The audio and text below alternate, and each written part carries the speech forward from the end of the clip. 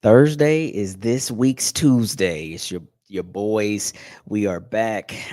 Still not all that much to talk about in the Colts world, but I mean it is NFL meetings week. A few things came out about the team there. More specifically, what's going to go on starting in the spring. So we'll discuss that, and like always, we'll have a good time. And hopefully tonight we can get some questions answered. But before all that, Sammy, start us up.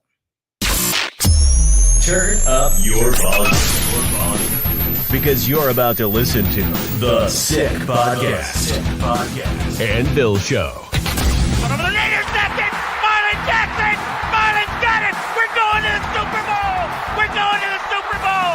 Marlon Jackson with the interception! He picked off Tom Brady! The sickest Indianapolis Colts podcast. It's gonna be sick.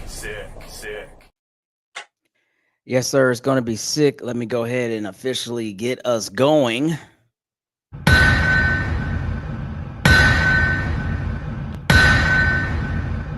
All right. That is the sound of the anvil. That means we are live. Fellas, how are you doing? Sammy, please keep the comments going tonight. I know last week we missed a few, but we definitely want to get the audience engaged tonight. But how you guys doing tonight?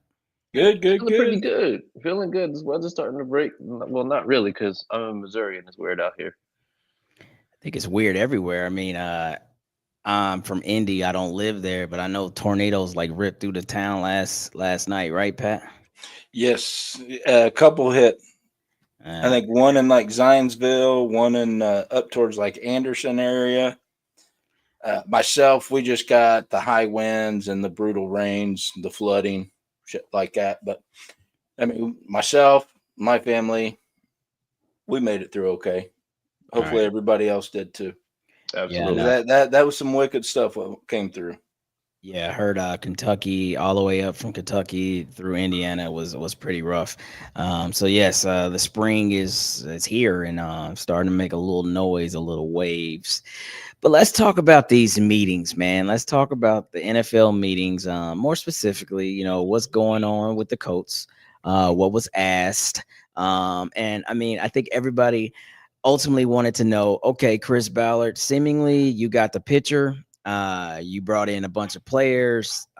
You're addressing needs, all those things. Okay, that's great. That's awesome. But what does it really mean when you bring in competition for Anthony Richardson and the likes of Daniel Jones? And I think him and Shane Steichen are on the same sheet of music now. As you know, leaving the offseason or leaving the regular season, going into the offseason, they were kind of off on a couple things. This team is close. This team ain't close. But they seem to be on the same sheet of music that Daniel Jones is meant to be 100% true competition, which means, fellas, they're going to split reps starting in the spring. And that's a change in tune because all we've heard since we drafted Anthony now going into his third season was reps. Got to get the reps. But he's going to be splitting everything. So it's seemingly defined. What does that mean to you guys? I'll kick it off with you, Chris. What does that mean to you to hear Daniel Jones gets, no kidding, 50% share of the load? Pause work. What the Yo. Well, first off, let's Jesus Christ. listen. You should relax, buddy. But listen, when it comes down to what they're like, this is a pivotal year. And we've been saying it all along, and that's only for the simple fact that this is year 3. So you're either going to have to, at the end of the season, re-sign AR long-term potentially, or you're going to have to start dabbling in the 5th-year option category. Now, depending on which way you choose to go, you're essentially, by the end of this season upcoming, you're going to have to make a $40 to $50 million investment, depending on how well he does and depending on what it is. If he does well, then you know that you have your product and you know that you're going to possibly get a lot of steady development. If it doesn't go well, then you know that you might not necessarily go and move forward with him because you're expecting much more from your guy, especially after 3 years. So, I mean, I think the competition, I mean, I hate the fact that the competition comes with somebody like Daniel Jones, because to me it's just like only thing that Daniel Jones does the same as AR is probably run. I mean, I don't think he has the same arm. I don't think he has the same capabilities because I mean, we've seen it the last 5 years in New York, and I didn't see anything there that was even remotely promising, except for the fact that he took off like a gazelle and he felt like a baby deer before he got to the touchdown. And So so something that's really unique about this whole situation, especially how you phrased it, was wouldn't we almost kind of be in that same, I don't want to use the word danger, but uncomfortable zone because the same thing happened to Danny Dimes. Like, okay, yeah, you kind of mid, you kind of mid. Ooh, good year, paid a man.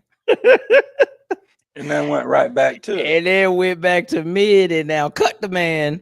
We signed him for 17 million. So, hey, I want Anthony more than anyone to do great and change his entire, and we'll get to that later, change his entire, I guess, outlook on how we see him as a player. But I mean, I feel like, it's just very, very, very kind of unique and what's the word I'm looking for? Not coincidental. Yeah, coincidental that we yeah, bring a guy that went through the same situation. Like, 2 years that was mid, great third year, I think it was, got him an extension, big bucks, and never amounted to much. But Pat, I'm gonna kick it to you. How you feel about knowing that 50% is what is going to be the blueprint once spring rolls out and they start practicing? I think that blueprint will change within a couple of weeks of training camp. They're going to split reps for first couple of weeks, and then the winner of that's going to take first team reps. And 100%. I don't see them doing this all the way through training camp. So both Chris Ballard and Shane Steichen both admitted they do not want to put a timetable on this. Hey, we'll know something before we get to training camp versus this, that, and the other. They said, hey, look, we're gonna see this thing through and be patient.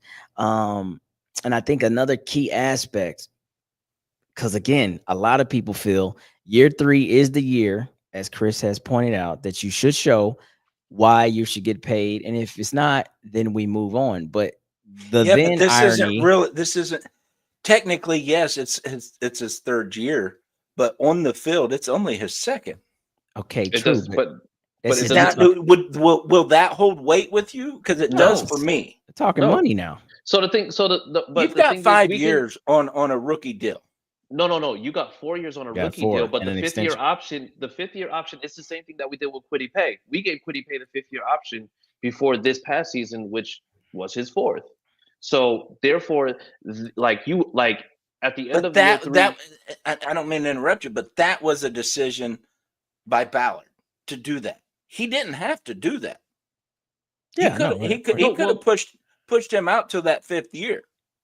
yeah, well, no, but the thing is, he did. That's what he did, because he signed him. He gave him the 5th year option, and that's when he signed for that 13 mil. That was the 5th year option, so that this year, like the one thing about the 5th year option, first off, is something that's only going to be afforded to the first round picks.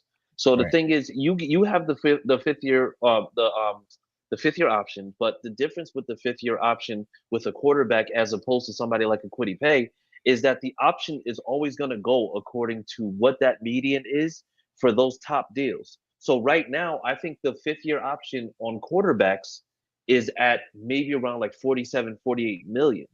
So you would have that for 1 year and mind you, 48 million would have to be paid out for that year in its entirety. It's basically like a franchise tag, but then it just gives you more leeway. But the That's thing why it is, went like you this. can't, but the thing is, you like playing years and actual years, it doesn't matter, because the thing is, he has to prove this year that he's going to be able to stay in and be consistent for the whole entire year in order for them to say, yes, we have no problem automatically ensuring that you're going to be making 48, 49 million in that 5th year, because then he's on there still for that 4th year of his rookie deal too.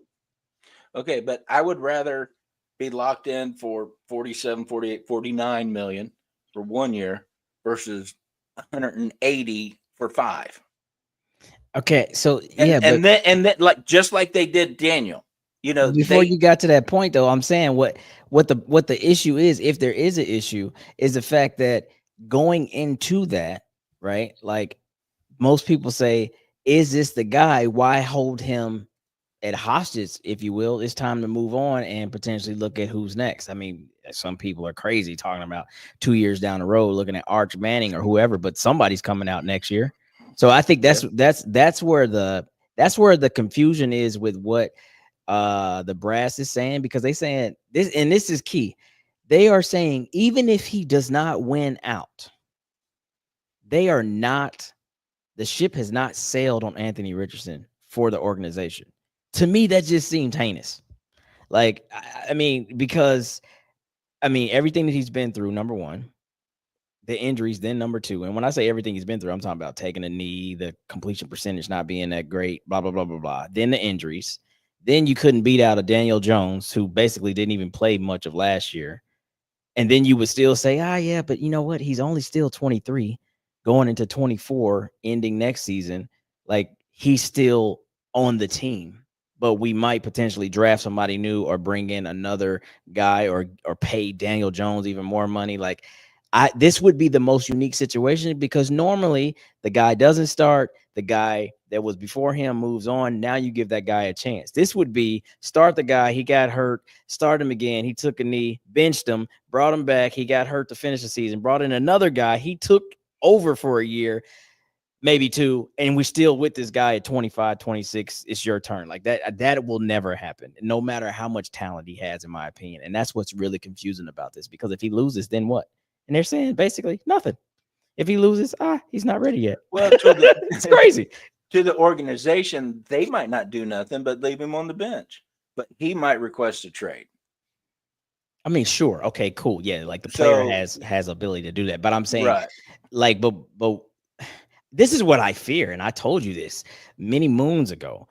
I fear that this would only be broadened by the fact that, okay, we could not get right with Anthony Richardson. We let him walk, and then he goes somewhere and he is the second coming of whoever you want to name. And we're looking crazy with all the pie on our face in the world because we didn't know what the hell we're doing. I feel like this is that, because he is literally, and people are going to hate me, he has the highest RAS score ever for a player at the combine. So the talent, I don't hate you for that, because the talent is off the charts. The ability is off the charts. Consistency, not so much. The ability to constantly do the same thing over and over, which is the consistent. mentality. I mean, potentially the mentality. There's a lot of things. But I feel like it's a bomb ready to blow up. Like, because if let's say he just leaves and let's not get crazy and say he goes to a rival. Let's say he leaves and he goes to Minnesota, or somebody who loves him. And we know KOC loves him. But let's say he goes to somewhere like the Jets a couple years down the road, and they just get this shit right. We'd be the worst franchise that ever lived. It's not. No, it's not. It's not necessarily true. It's not going to be the first time it happened. It's happened several times within the last couple of years. Baker Mayfield. No. Hold on, Pat. Hold on. Big old fat head potato head. What's his name from Minnesota? Oh, Donald. Yeah, that's him. Okay, but what I'm saying is, I call him potato head. That's fine. But none of them have that talent, though. No one has Anthony Richardson potential. The ceiling is next level. None of those guys had that. No, they don't. But they took a similar path. Baker Mayfield left Cleveland, went to Panthers, and then he went to Los Angeles, Cincinnati, and now, or St. Louis, or LA, whoever they are now. Quit moving around, damn it. St. Louis was many moons ago. Excuse my language, everybody. But then he ended up in Tampa Bay, and he shined there, just like Potato Head. He went to Carolina. And then I don't know where he went after that. And then he went to San Fran, and then I think he went somewhere else, and then he ended up in Minnesota. And look how he did in Minnesota. Both of them done very, very well last year. Nobody cares. They didn't have the potential that Anthony Richardson. That's I what I'm think it's saying. It's not the nobody. same. I'm saying, I'm just making a point that they took a similar route. If this is to happen to Anthony, I'm just saying it's not going to make the organization look bad because it happens. It And it will make happens them look more bad. time than often It will make them look terrible in your eyes. in a lot of people's eyes. Well, it's not It's everybody's not. eyes. It would make it. It would be. I mean, but you know what? But the thing is, let's also, just be honest, because when it came down to Baker Mayfield had those flashes when he was in Cleveland. It just so happens that it's just like the organization itself is just like not that great. Like Sam Darnold having the season that he had, that was, one of those things where it's just like, yeah, he had that after, being in the lead for X amount.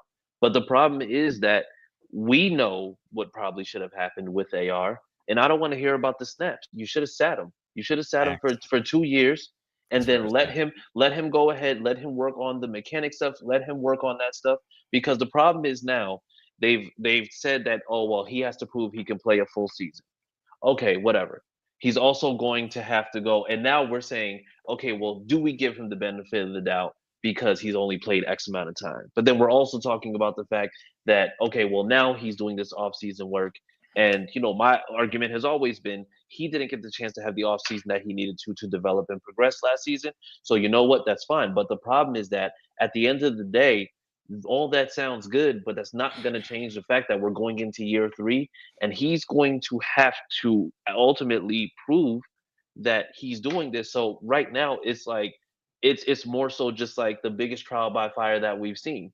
And if another team was to get him, let's just say if they traded for him, they're not going to get him to start him from day one. They're getting him, they're going to have him sit, they're going to have him develop the way that we should have. And then he's going to come out and potentially be 10 times the quarterback that he was ever able to be here, just because of the fact that we wanted to play him from day one because we wanted to sell tickets and we wanted to sell jerseys. Well, I think it was just the pressure, right? Like, I mean, as we know, famous words, my clock does not start until I draft a quarterback. Okay, you draft a quarterback and then you sit on it for 2 years. It's like, so technically, has your clock started? Like that could be the situation, right? That could be how people look at it when we're still failing and we're still no good, and then everybody's claiming like, hey, we need to start, the 4th overall pick from 2 drafts ago. I don't know if this was ever a win-win, except for the fact that he comes out and he looks amazing, and the rest is history. That was the only thing that was going to work. But ultimately, we knew that was probably not the case because of 13 started games, right? Like, what is that? Like, so he Yeah. was going to have, some bumps. But I mean, like Ballard said when he drafted him, he said, let's not crown him yet. You know what I mean? He's a young player. He's got work to do, but we love his talent. So, I mean, that was always the statement. I Yeah. was going to say, we're throwing a lot of what ifs around here like we're popping popcorn. What if this? What if that? What does that even mean? You know how popcorn pops everywhere? But what does that got to do with what ifs? We're throwing the what if question around Bro. on AR like we're popping popcorn. I don't even know what you're saying, but so look, man. All right, y'all gonna have to come fishing with me and learn this damn What lingo. does fishing have to do with it? Because you ain't got enough hillbilly in you yet. Look, this is the thing. Hey, yo, first off, I will never have enough hillbilly. Yeah, that- Oh, I don't even- yeah, you will. You get in the next weekend. Wow. Anyways, That's we can throw a billion what ifs. He does this. What if that? What if that? The main point is let him have this off season. Let him come to training camp. Let him battle it out with Daniel. Let us see what he's going to do with a full off season of training, a full off season of growing, and then let's really hammer down on this. But right now, Clyde, like you said, this kid has got a ceiling that hasn't even seen yet. Because this is the worst. And I'm ready. I'm ready for him to start showing what he can do. Here's the take. And maybe I'm going to get stoned for this. Here's the take. I got some gummies for that. Competition for a young quarterback is maybe the silliest shit I ever heard in my life. Why? Because you've vested something in that quarterback, and you have to see that through. Despite needing to win, despite wanting to win, despite the whole thing, certain processes have to work themselves out. And so, as Chris Ballard has stated, if it costs me my job, it costs me my job. But then the next person gets to come in and they start fresh, and you reassert yourself on how you're going to approach the next phase of this organization. So I say that to say, bringing in Daniel Jones, just because he's a 5-year veteran now and he's had a playoff win back in 2022 and whatever, like the competition term, it sure is there because you have a younger guy for the first time that's competing outside of Gardner Minshew, but like it's really not there because it's not as if someone that was available that was like, damn, this can really like I don't know. Like let's say for instance, Jordan Love was the guy that you brought in some kind of way. He's not what he is in Green Bay, talking about the starter, but he's moved on, and you like, yo, this kid got talent and flashes. That would be competition. Daniel Jones is just a serviceable, not over 30 He's a camp quarterback. body. He's the Well, camp body. no, he's more than a camp body. I'm not going to disrespect him that way, but I am. he's not I don't like the him. guy that you say when we evaluated competition and whether or not Anthony was the guy, the competitor was Danny Jones. That is not that's not how you sail the ship on Anthony Richardson. You can't sell me on that. Sell me on the competition. You should have brought Justin Fields in. That's competition. Daniel Jones isn't. Not in my opinion. Honestly, you could talk about Justin Fields. I think even today, you saw Joe Milton got traded for a 5th-round pick and a 7th. And honestly, it's just like if you have another young QB, I'm gonna say very similar attributes to what you have with AR. That's probably going to be much more, I'm going to say, of a competition because to me, I'm not looking at the guy who a team smiled as they took a negative $80 million cap hit on because clearly, like, he ain't competing for nothing when he had the job. Because if Anthony wins out, now again, I'm not going to count all the other things that will go into the equation. We got a better defensive coordinator. He's going to be seeing things much differently than when, Gus Bradley was a coordinator, so on and so forth. So let's just stick with Danny Jones versus Anthony. If Anthony wins out and he beats Danny Jones prior to playing in a real game, what does that actually mean? like, are we like, oh, he's fucking tuned up. He's ready now. He beat that. Like, what is that? You know what I'm saying? Like, I don't feel like we have looked at the optics of this because we've announced it loud and proud. Hey, a competition will be happening in Indy starting in OTAs. Cool. But what happens, and I'm going to say it confidently, what happens when he beats Danny Jones? Then fucking what? Like, that hasn't sold me that he's that much better. It just says that athletically and what you want to do athletically and for what you want to do with your quarterback, he's best suited. But he still might only be completing at 52%. And that's high for him. I was just gonna say it depends on how bad he beats him out. If he goes into training camp, OTAs, and all that other good stuff we got coming up, and there's just night and day difference between the two, he's whooped his tail. So you got a lot more to go with. I mean, there. I don't know, man. Go ahead, Chris. Versus if it's a close race, my God, we're in trouble. For me, it's really just a strange situation because like the justification for Daniel Jones is like, to me, it's just, it doesn't make sense. And I mean, we're talking about Daniel Jones. Daniel Jones doesn't set the bar for anything, at least for me. Nothing. And that's where I'm going with it.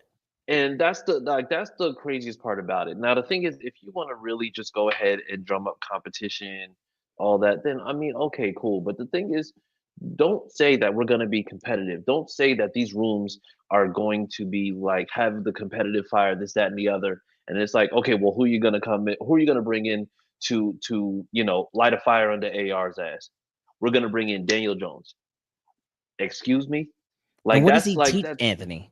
He Like, doesn't teach him anything. that's my point. Like, at least Flacco had a Super Bowl and some good talks to memory lane. But what the hell does Danny? I don't like, but you know what? I think ultimately, at the end of the day, you like you could have said that AR AR has to show drastic improvement. He has to earn it. We know he's the guy, but also at the same time, we're not just going to hand him the role and then that's just going to be the case. Because honestly, you have guys. I would have, if you would have elevated Jason Bean from the practice squad and said there's going to be an open competition for that, I would have been more likely to just be like, oh, okay, now you're going to do this. Like, fantastic. Because the thing is, we know that, oh, Bean's young, similar attributes, that's fine. But Daniel Jones, like, it doesn't I don't see it correlate to either, what you're Chris. looking for. You're And not not you're just not on an island by yourself. I don't see it as competition. I yeah, don't. You and know, beyond that, yeah. and Go look, ahead. last time we got talking about this, I got beat up in my DMs, man, because it seemed like I was just bad mouthing Daniel. I don't know the kid. I know his stats. I know what he looks like on the field. But past that, it's my perspective that I don't think he's competition for AR. You talk about lighting a fire under AR. I don't even think it's a hot poker that AR's feeling against Daniel Jones. I just don't believe it. I don't see it. Now, I could be wrong. Now, if for some reason Daniel wins that job, guess what, everybody? He's our quarterback. That's who we cheer on every Sunday. Wait, now time out, because that's the next phase of this. So, number one, he does win out. Let's say Danny wins. Damn all that, like, oh, this is our team, we're gonna stick together, all that horseshit. What does that truly mean for the AR fan gone. base?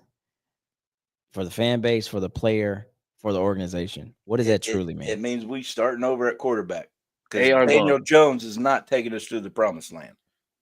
Okay. That's guaranteed. So wild take from my viewpoint.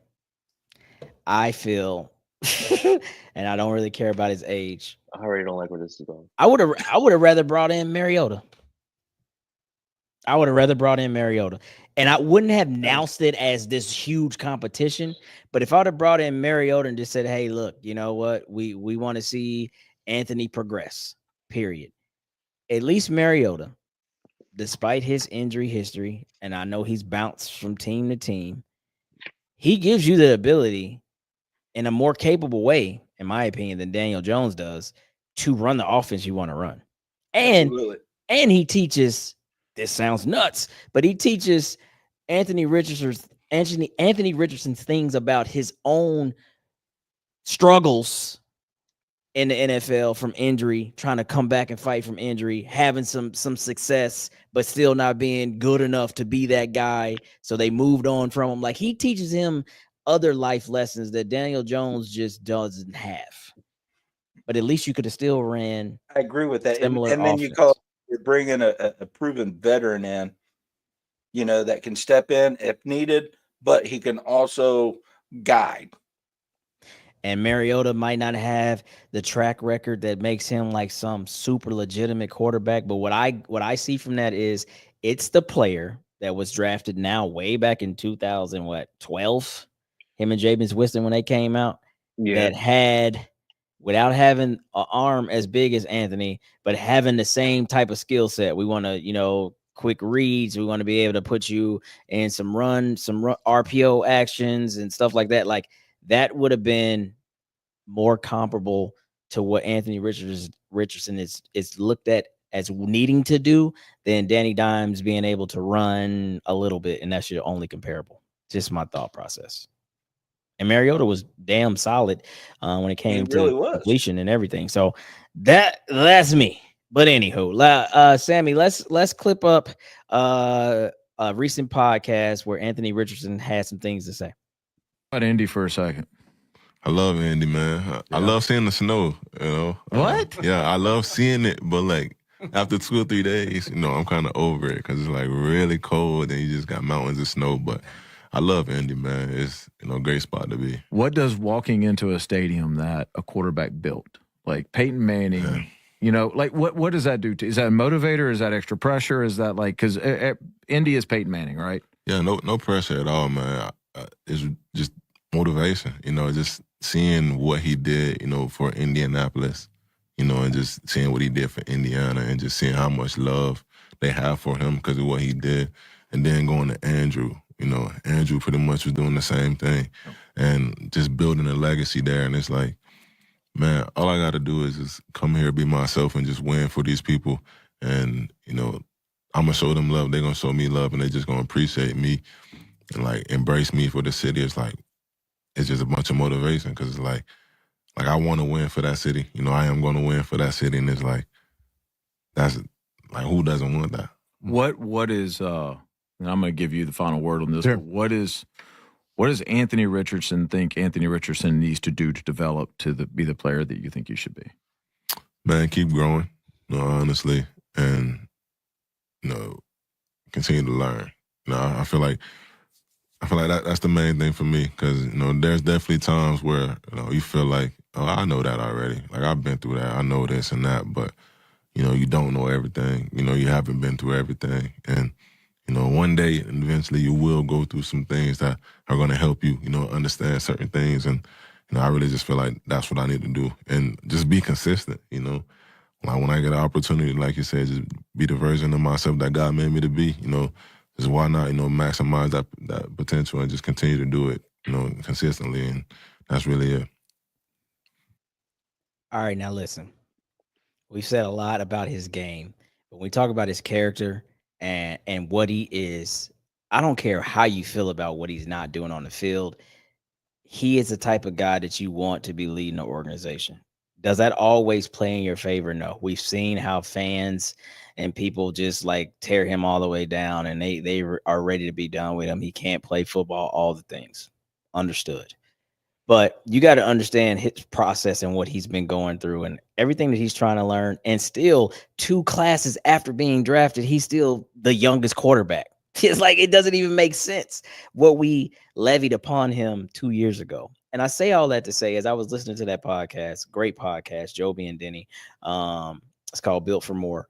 I feel like he was saying a lot of things that were undertone because they didn't ask him like, what did you learn when you took the knee and then you got benched and all that? But you can hear him talk about the experiences as a whole. And it showed me a lot. And it showed me that football is this, and then football can be nothing, right? Because they take it away from you. And the injuries have showed me this. And I've had to figure out how to claw my way back and still keep my confidence. And I say all that to say that is uber important to have that as your mold before you start winning. Because once you get it, once the shit lines up for him, I mean, good luck, right? And I pray that's with us. I pray that's not with another team 2 or 3 years from now. But the moral character inside of this guy, because you can have the a-hole quarterback like Anthony, or not Anthony, like Aaron Rodgers has always been, right? Like I'm sure, like some people say he's a great teammate, some say he's a terrible teammate. But the moral of the story is he had a talent from jump. And he came out right away when he got his shot and he showed it. But I mean, look at him now. Like holding organizations at hostage, and are you going to play? Or are you not going to play? So he's kind of always got this weird like aura about him. Anthony is the guy that's super humble. He's a Christian. A lot of things that he believes in, they're foundational to making you a good person first, and then a great football player. So is patience what I'm preaching here? Maybe. But ultimately, I'm saying like this is the guy that you don't want to like kick down.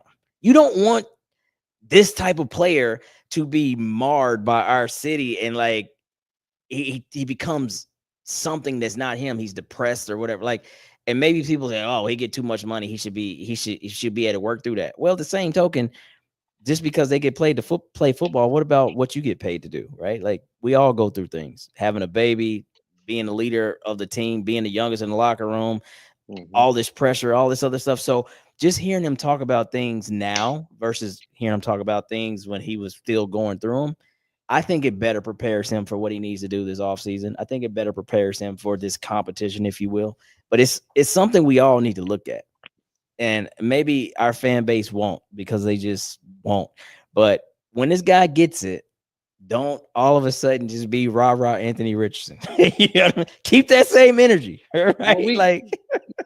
Well, we gotta and I think we've said I've said time and time again. I'll continue to say it.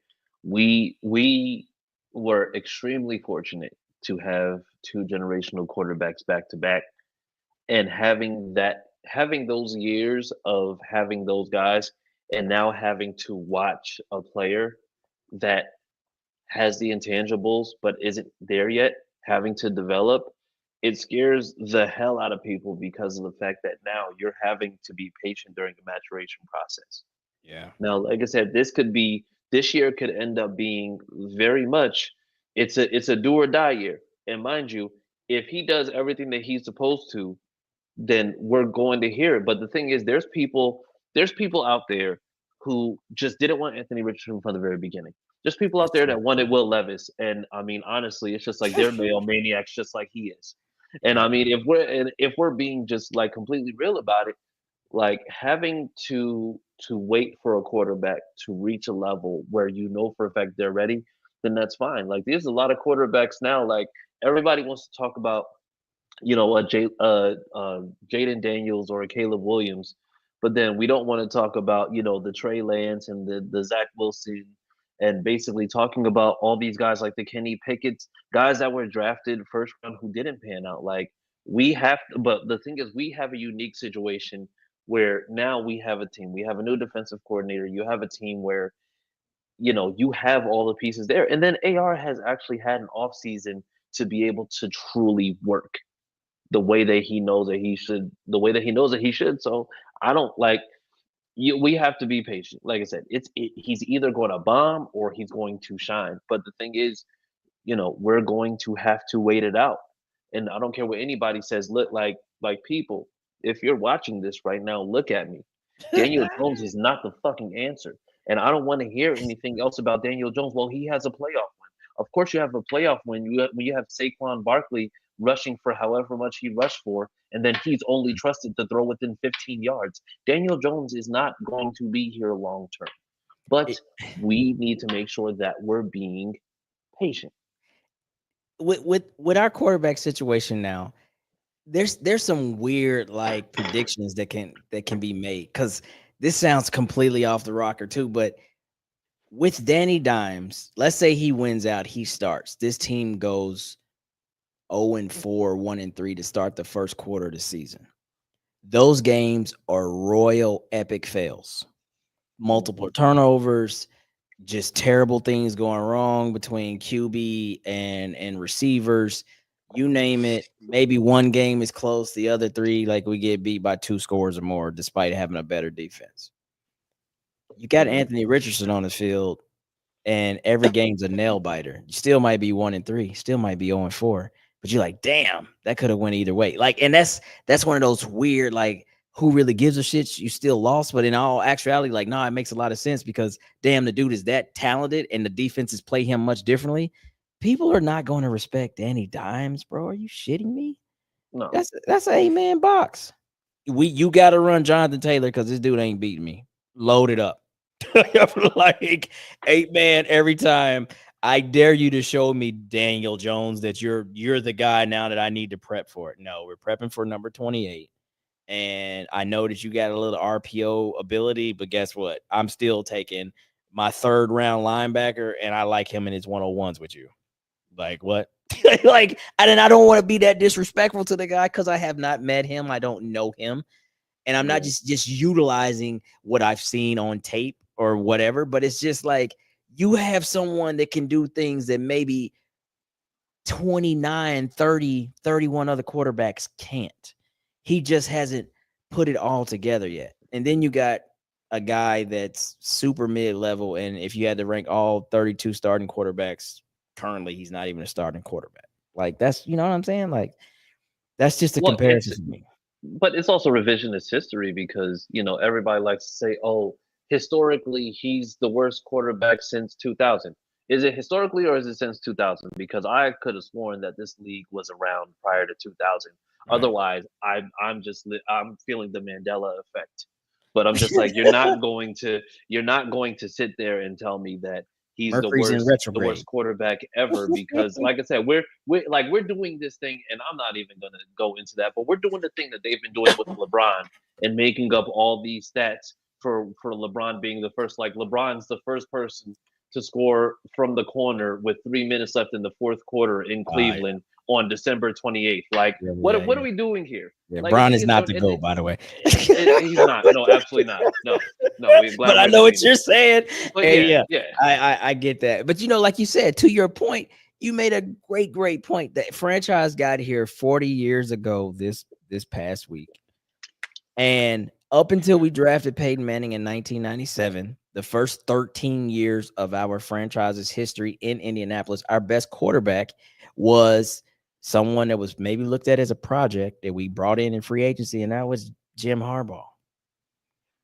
And we loved Jim Harbaugh. We got behind him. They called him the comeback kid. We was Ring of honor, everything. Ring of honor. Like we almost made it to the Super Bowl, all kind of things. But since we had the two generationals, it's like, oh my God, like you gotta run it back. You gotta get this guy. Like, what are we doing? What are we doing? And though that is something that has been concerning, because you've heard me complain about what we have done at quarterback. But at the same token, let's just be all truth and whatnot. We took a chance. It was either going to be a huge swing and a miss, or it was going to be a grand slam, and it really wasn't anything in between. And right now, people are looking at it like a swing and a miss, strikeout. But I mean, the guy's got to come up to bat again, and that's where we are with this. And so I just thought it was kind of interesting to kind of finally hear what the brass had said about this whole situation and what it was going to mean. And I thought that was something we should talk about, but I mean, it's still clear as mud. Right, like 50 split the reps. Great. Okay. So here's what we want to do. We're going to spend a few more minutes. Let's see if we got any Q&A out there. Has any questions come in or all comments there, Sammy? And if you're still watching, as you should be, run the questions. Yes. Okay. Absolutely. So Sammy said we've only had comments at the moment. So let's run those comments back up. Let's see if there's anything we haven't touched on or something we can't touch on until we get a question. And we'll do that for a few minutes before we get out of here tonight. Okay, Adam J. Let's drag out the development of whoever they choose by letting them compete forever. Long run, there's a starter who won't be getting all the training camp reps. Who really wins? And I think that's something we just touched on just here, because like I said, what does that even mean? If Anthony wins, what does it really mean? He beat out Danny Jones. That will be the headline. But he beat out Danny Jones, so he should have won. But if he loses, oh God, he's the worst quarterback ever because you couldn't beat Danny Jones. But then as soon as Danny Jones takes the helm and things are not going right, and oh, by the way, we've looked at fixing the defense. We still got Jonathan Taylor, everything that's in place to win, we should be winning. Oh, Shane Steichen, we're benching Danny Dimes and we're bringing back, Anthony Richardson. Now what are we doing? We're asking him to be Superman again. Like there's no win here. Hey, we always told you we still loved you and we believed in you. This is crazy. Like I don't know if I dislike Shane Steichen. I don't want to say that. I don't want to go on record for that.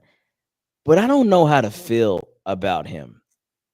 He's the coach that, like, he's not Bill Belichick type, playing it to the vest, but he doesn't tell you shit.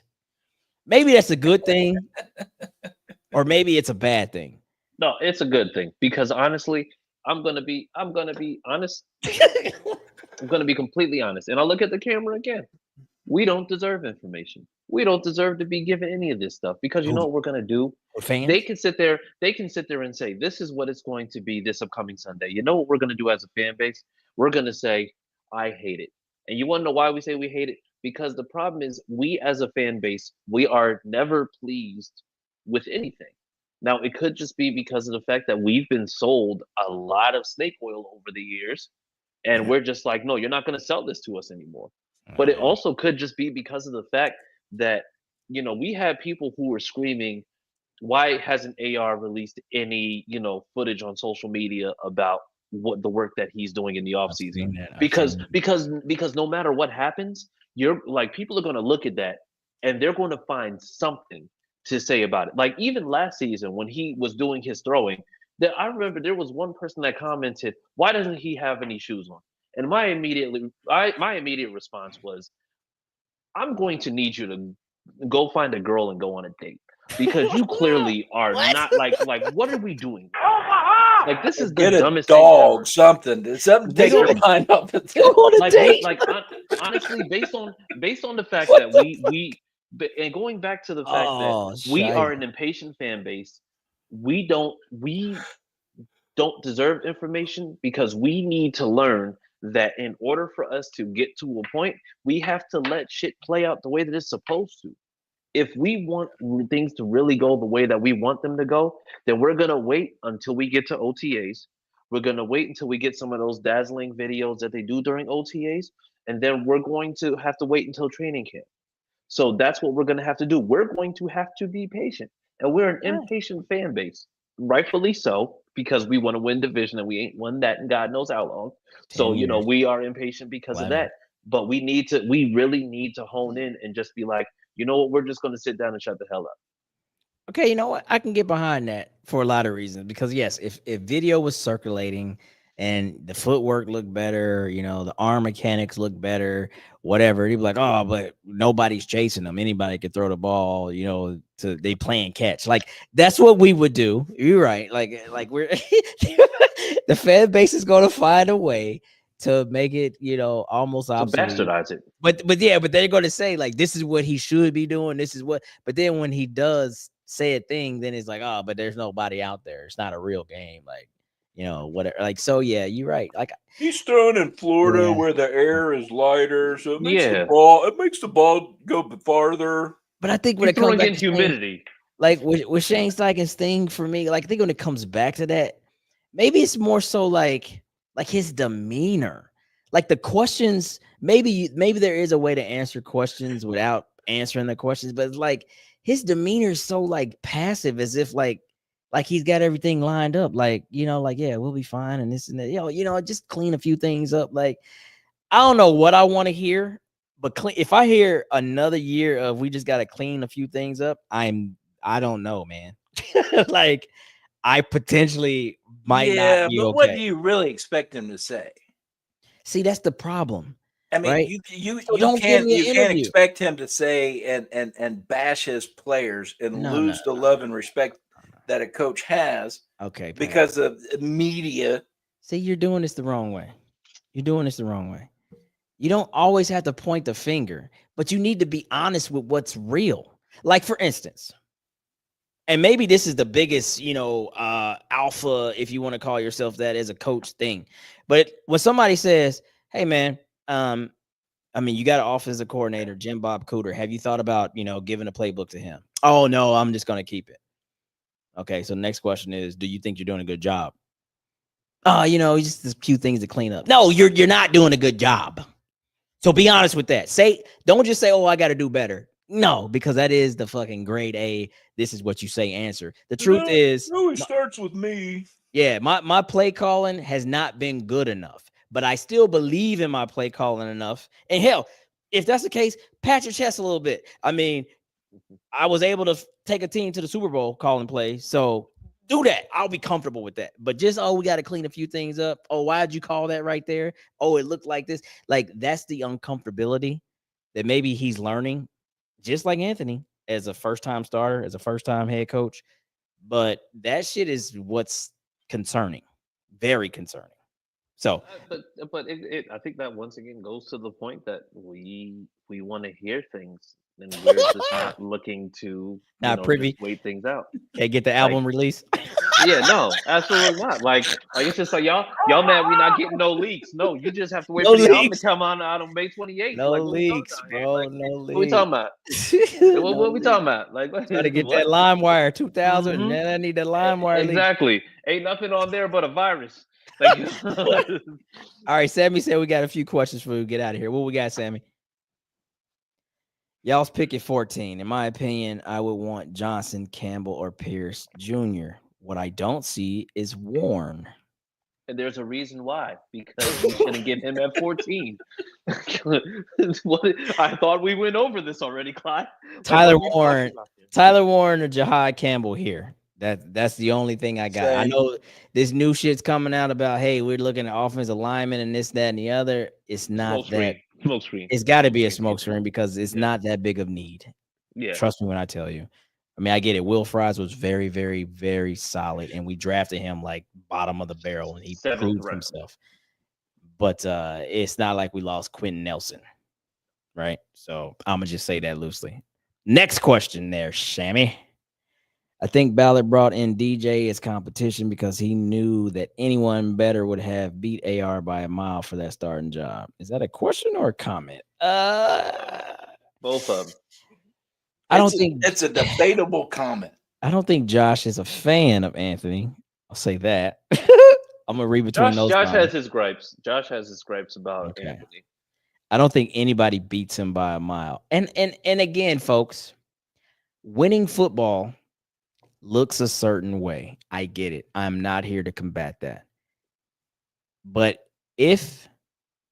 when we win with Anthony, it will not look like Josh. It won't look like Pat. I'm trying to think of the top quarterbacks. Those probably the top. Lamar. It's going to be a little slither of maybe all of that, but it's not going to be like, oh yeah, he completes at a 65% clip. He only had 3 interceptions this year. He rushed for 1,000. You're like, nah, it ain't gonna look like that. It's probably gonna look like Cam Newton.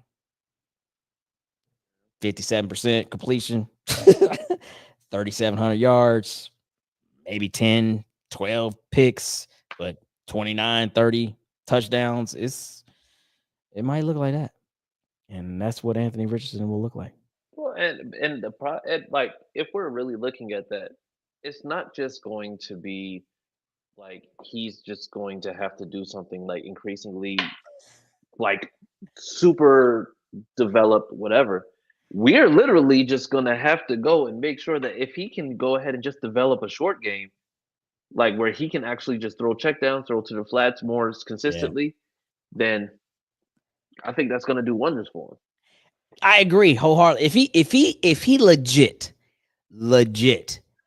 gets a check down game to the point where it's almost like it's actually becoming like a little annoying, 2 things are going to happen. A, he's a much better player, but B, he's going to be criticized. Oh, we're not taking chunk plays. We're not throwing the ball down the field no more. But guess what he's not doing? He's not leaving the game with a 47% completion percentage. Might end the game, with 242 yards, but he completed 62%. But guess what? He took a bunch of JT dump offs, a bunch of Khalil Herbert dump offs. If we get Tyler Warren, it was 3rd and 7, threw it 5 yards. He caught it and got tackled. Hey, like, how they say you can't really take, you could take something out of the player, but then when he becomes something else, then the people are upset he's not what he used to be. You can't have it both ways. The same thing was with Michael Vick. Michael Vick never had a great completion percentage until he met Andy Reid. But for his career, terrible.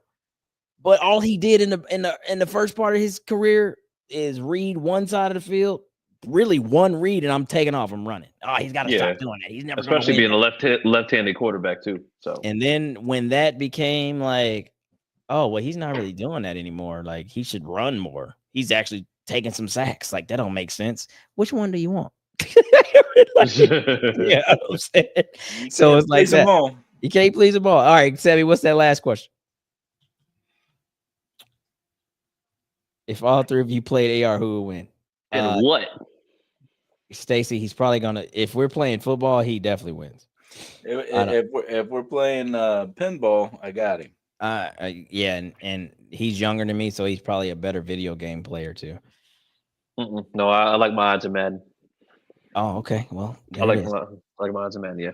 How you doing, Teresa? Okay, man. So, any closing remarks on this? Like I said, like the off season, like the beginning of the off season, it's kind of fun, and then you have that lull. Then you get to the draft, and you get to free agency. So we've already went through the free agency. Draft is coming up next, so this month should pick up at the end. But yeah, sometimes material's tough. So I tell you what, Not only do we want to start bringing people on, like we mentioned before, we also want you to start spamming us with what do you guys want to hear? What do you guys want to talk about? What do you guys want to discuss? If there's not news to be presented, because I mean the NFL is kind of slow right now. Outside of Joe Milton trade, like I haven't heard much. You know what I mean? So then there's that. But Yeah. let's get ready to wrap up. Definitely give the Blue Crew a big shout out. Brent Baker's in the house. You guys get ready for a hell of a tailgating season. Walker. We are lining some stuff up as we talk. You guys do not want to miss the Blue Crew lot this year. Yeah, Definitely for sure. Will not. For sure. All right, let's get out of here with these handles. Let's start with Mr. Twitter himself. Oh, and he got his old thing back. Yeah, they randomly emailed me today. They said we're sorry that we took 3 weeks to get back to you. Here you go. I was just like, you know what? Thank you. Don't let it happen again. Doge. We got other Doge. things to do. Doge was responsible for Twitter. Well, I'm saying that's gotta be against the law somewhere. Either way, you can find me on Twitter. You can find me on Twitter at CJ Colts fan. And yeah, so just make sure that you see us there. Appreciate y'all. Okay, because what was the other one? What was the other handle? It was Colts Talk. That way, it wasn't like too far off. Colts Talk. Okay, well, Doge is they got some new developments and they came back to their original stuff, so they were able to help you out 3 weeks late. That's efficiency at its finest, by the way. Yeah, I'm just oh man. All right, and you can find me on X at Coach Clyde. Boy, y'all was looking for the. Both of y'all looked. I was about to say. I'm just like I wasn't even looking at it. I'm just like he tried to play it off with a little head scratch. Like I see one eye from Chris. He about to say the. Just like he gonna say the. He gonna say it. He gonna say it. Gotcha, bitch. All right, what you got? You can find me at Big P Colts on the X. Oh, he said on the. You heard that? I did. He said on the. All right. Can you bring up where we can be found on X? Still winning at Sick Pod Colts. Definitely follow us on YouTube, Facebook, Instagram, all at the Sick Podcast Anvil Show. I got my new banner up back there. It's looking pretty sweet. I was just tired of being left out. All the other guys on the Sick Podcast Network got something like this. So you guys need to play catch up. I'm just saying, get your shit. And I don't know why you have a TV screen behind you with no screen playing. Kind of goofy. But what else do we expect from you? You absolutely do know the reason. You've seen it before we started live. So don't come in here and act like you don't know nothing. There's still like a halo above your head. On it. Look at that. Like your light is like a halo above your head. It's kind of crazy. Well, because I have been known to be angel-like. And that's probably where we should draw the line. Sammy, help. Take us home, Sam. And that's a wrap. Hope you don't miss us too much until next time. Follow the Sick Podcast Anvil Show on YouTube, Instagram, Facebook, Google Play, and Apple Podcasts.